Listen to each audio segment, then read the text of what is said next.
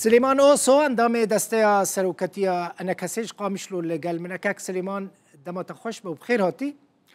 كيف خوش بوم دبي ميفاني من خواست دسبيكي بزانبم و چند کس ده کنفرانسی دا حاضر ببن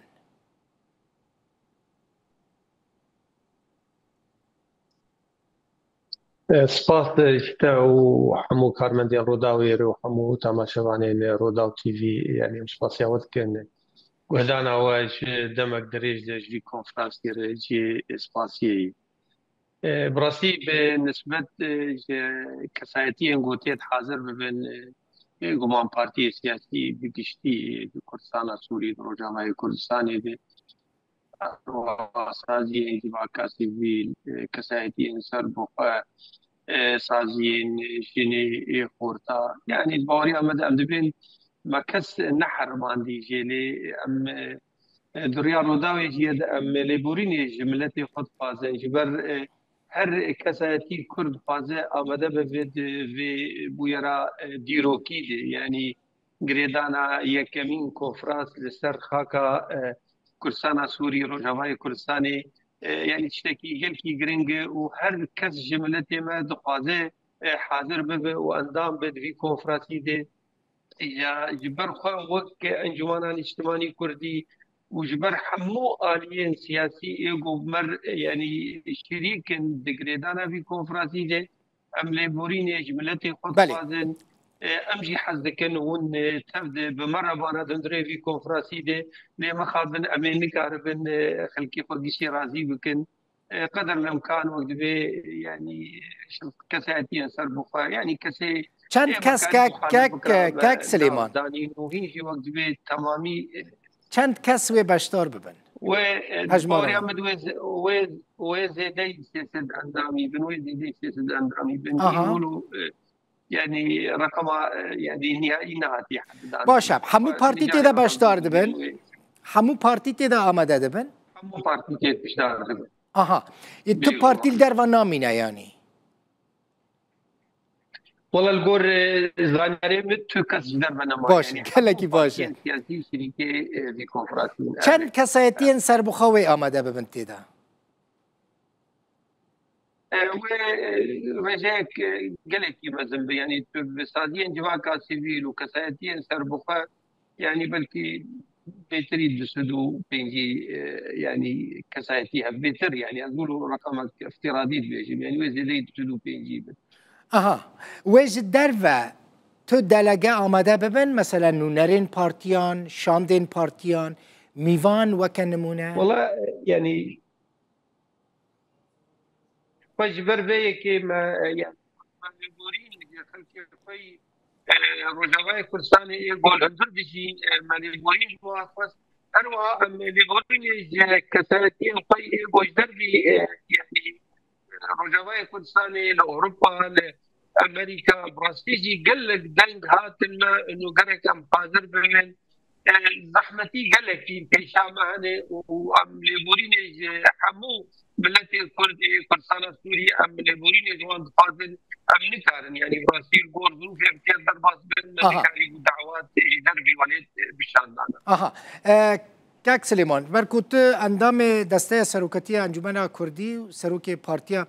يكيتيا كردستاني لم خص بزانبم يعني دسبيك دات نافا في بروسي داي براستي تا يعني كذا كمزيج في وريده دايش بوكو في كونفرنس بسركه چند روزان بر وکی از اینک پرسین تکنیکیش تبکم چند روزان و کنفرانس دریج بکه کنفرانس و روکی يعني تانكي يعني تأخير نبي يعني باشه د کنفرانس ده و کمیته لجنه ورن هالبجارتن نعم تو كوميتات كونفرانس دي تشينا بنوك اتفاق ما كونفرانس و دستا ريفبرا يعني ريفبريا كونفرانس بيجي سي انداماوي كونفرانس بريفا ببن او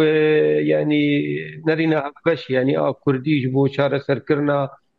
دوزا كردي دي سوريا دي او تيت بي خوندن شبر اف نرين وقت بي ابرويا ام لسر شغلين يعني اف كان صح شغلين براستي تقريبا خالي نبس ام وك بيدي وانجمانا الاجتماعي كردي ام سر شغليني يعني نريني حمو بارتيا جهاتن اها ورقرتن اف وقت بي خلاصاني ها نرينا وشيء جوهنه يعني تقارب بيجي او رؤيوي بي خندن هن ملاحظاتها بن تشنها بن مداخلاتنا بن والوان بي قهداري كرون وشكوا كوفرات وي نريني تصديق بك نرينا ملتي كرد بقشتي دي روجاباي كردستاني دي شارسر كرنا باش دوزا كردي دي سوريا. سه اندام دیوانا کنفرانسی و هبن دنگته کاک سليمان والله سمعنا شغل. اها الو دنگته بلكي تجارة كدن الو دنگته دنها دنگته تمام تمام باشه دنها كاك سليمان دنها تاك يعني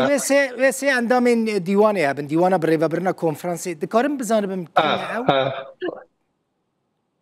بدي ندري كونفرانس دوي بين ديار كرن يعني بريم اتفاق سربون وندري كونفرانس بين ديار كرن. يعني تنا ناخذي بيجي ينكو كونفرانسي بريفا ببن يعني ناخذي اكيد ناخذي باشا دنا برا يعني دنا جانا كسي وبايدين يعني درفي وانا يك جانا كسي يك جبادي يك ما يعني كاك مظلوم عبدي خولان دينو او يك جالي قد ديني يعني وي مظلوم باشدار ببا وي مظلوم كونفرانسي دا جه بقرا بيغمان ويبشتار بي امريكي فرنسي وي هبن كاك سليمان دي كونفرانسي دا والله ام نزال لقور ظروف وان يعني باستيجي ام حزدكن يعني قال لك شريكي ما هبن دبي كده وتقصير نكر يعني امريكيين فرنسيين اوروبيين كشتي تشجير يعني يكريزيا من سوري كثير وهروها يكريزيا من الكرد يعني يكال وسط سر دوزك معين محدد يعني شيء شعنازية واني يعني وقال لك دي عندنا ما جيت شيبون وبتشجير جي كريزيا ملتي كرد باشا جوی کنفرانسی و شاندا دانوستاندنن لگل شامی وره هلبجارتن؟ لا جي كونفرانس وي بريار بيستندن انه شاندك تشكيل ببيج بو دانوستاندنا بك قال شامي باشا و اف شاند چند کسبن؟ شاندين بالتمامي تحديد نبوي يعني قال لك يعني ارقام عندنا يعني بدي اختراع كرن تالي او حوالي يعني مكلف في مساله يعني تحديد اها باشا پشتی کنفرانس هاتا ساز کرن هونه پریس کنفرانس که انجی کنفرانس که روزنامه‌وانی ساز بکن؟ بيغمان يعني كونغرس روزنامه‌وانی جهب يعني بيانك ختامي كونفرانس هذا او بيان ويتيز بي خوندون و برسبي يعني روزنامه‌وانا وبيزان يعني باشا باشا تشتكي كاك سليمان تفيتو وقت فاقامت تفيتو لسر تجي هتا تنن يعني اطرافي يعني وقت بي راغاندني ويقش حاضر بن سواء ايجو يعني رخصت استندبن كارد روجافاي كردستاني دي بكن ولا رخصت نستندبن تبدا مدعون ونجي وكرو داوجي هون مدعون يعني اما جي باشتار ببن اما رولا خبليزن يعني دست بيكا في فكرة كونفرانس دا كاك سليمان تزاني يعني مثلا اسبخوا هم رودا و هم گرینگیه که دادن ویا که کبراستیه کنفرانس چه ببه و کنفرانس بسر که و از بخوا شخصا حتی گله کس جمرات بیشن دل بخوید زیده گرینگیه دادی وی مسئله مگود بگو ما نجبر کو گله کی گرینگت وی هم گرینگی بدن سر کفتنا وی کنفرانسی واو پیاده تماما ام تبل يعني براستيجي كونفرانس كي گله کی گرینگی وام سباسيا روداوي دكنغو دقا ولد شوباندو ولو جارنا حبكي اوجي عندنا مدى بس يعني كاري وكريكي سباسيا تشنابه جار يعني جار تشيد با جار يعني نه هفته گیشتن تشيد بله بنيرت میوانه مايو ام گرینگی ددنا ويا كيجي كاسين وكي تبشتار ببن واو باده كاك سليمان واو باده ولا هفكريكو هونه سیستما که چاوا جبو سوریا پیش روزه بخوازن؟ بيقومان اف نرين يعني نرينا بش اف اف نرينا بش يعني جد بو خالا يعني بيكتي آيكي ام بشرنجي لسوريا بيشروجي دنرن يعني سوريا جو ام هيفي كانوا دي سوريا ولو بي يعني او خالكي خالا دودا مثلا ما في كردي حقوقي كرداد سوريا دا ام تشد خوازن چه بو داخوازاوه و چه به مثلا اون بچن شامه بيلش كوفراس ريبراولو جرى مفاجآت هم خوشه اها بيلش يعني كوفرا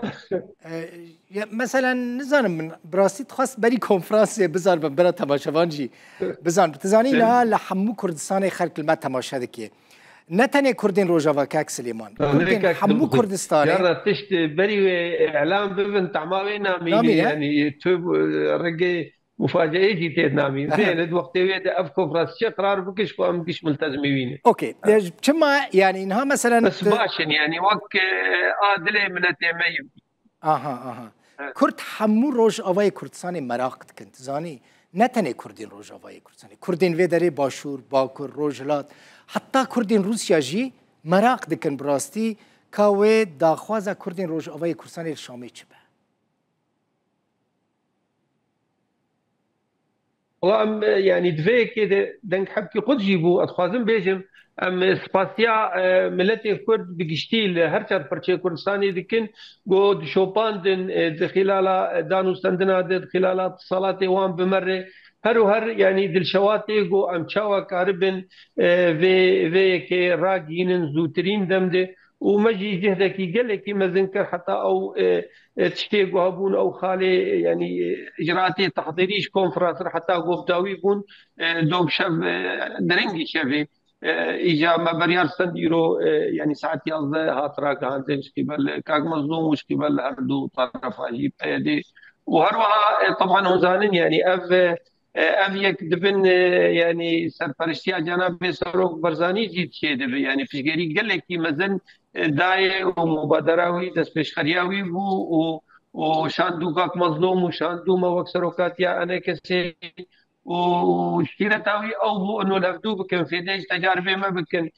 ذهبدو بكن سر يك هلوسك ويك شاندك ويرو ام ويسوزي بجيتين وام بيفين ام بهبدور اجا وك فريق بشغل يعني براسي اما ام يعني از وك سايتيجي وك انجمان ام دبين او قناغا ناكوكيا دبي ام بدن اليكي ايرو ام كتن قناغا دن قناغا استحقاقات اغو ام تشاوا كاربن يعني تشتملتي جيبكن او حالا ناكوكيا وبرد ورده او قناغا بدرباس فو ايرو جمعتي قصتن وقت الذي جرى كرمانجيد نقيمة فلقات كده ملتي ما تخازي ام تشتي قوم اتفاق ون الفرد في امهرن برفانية دبرد بكن وجيب بكن ببيكاتين سوريا بيشتيرجي يعني براسي نريد قوم ما تبني كرد هنغري فيرو ما بيكاتين سوري قشي يعني باعتبار سندنة وادبيم سوريا بيشروجي دلي حقو بيكاتين سوري ما في وانطاراسي بن حتى قوم تاريخ الحفاظ سوريا ويكيتيا سوريا يمكن. بله قالك سباس مالطا وهر سركفتي بنو هي فيديو كم انجام من قالك باش وبدلي كردان جي كونفرانسي در كفا سليمان اوسو اندام دسته سروكتي انا كسي جي قامشلو